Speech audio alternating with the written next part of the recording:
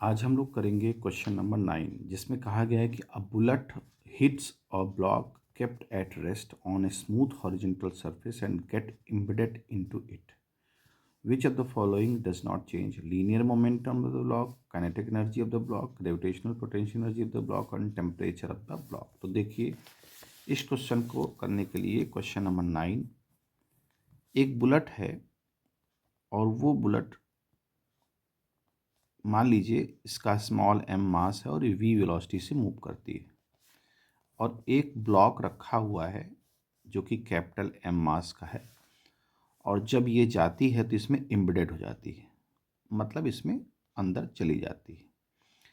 तो सीधी सी बात यह है कि ऐसा जब कभी होता है तो जो law of conservation of momentum होता है वो इसमें होल्ड करता है।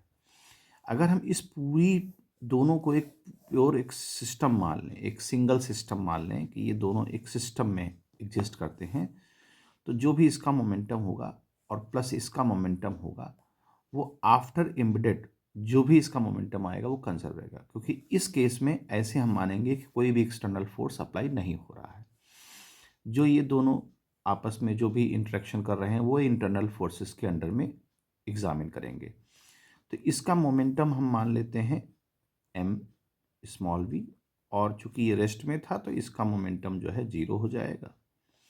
अब चूंकि ये एम्बेडेड हो गई तो ये एक तरह से सिस्टम में मतलब एग्जिस्ट करेगी, तो हम टोटल मास ले लेते हैं m+m और मान लीजिए कैपिटल B वेलोसिटी से मूव करता है। तो अगर हम देखें यहाँ पर तो ये जो v की वैल्यू है यानी कि इस ब्लॉक का जो वेलोसिटी आएगी वो हो जाएगी mv/m+m। ये हमारी वेलोसिटी, यानी इस ब्लॉक का मोमेंटम चेंज होगा इंडिविजुअल, इस ब्लॉक का, सिस्टम का नहीं, इस ब्लॉक का। देखिए इसकी वेलोसिटी आ गई, पहले तो ये 0 रेस्ट में था लेकिन अब इसकी नई वेलोसिटी आ गई तो यानी इसका मोमेंटम तो चेंज हुआ है। तो क्वेश्चन में क्या कहता है, linear momentum of the block, तो लीनियर मोमेंटम तो चेंज होगा। उसने क्वेश्चन पूछा है कि कौन सा नहीं बदलेगा, तो लीनियर मोमेंटम तो बदलेगा। ये आपका वेलोसिटी देखिए आ गई। फिर कहता है kinetic energy of the block, तो इस ब्लॉक की काइनेटिक एनर्जी भी चेंज होगी क्योंकि अब इसकी वेलोसिटी आ गई, तो पहले ये रेस्ट में था तो काइनेटिक एनर्जी भी चेंज होगी।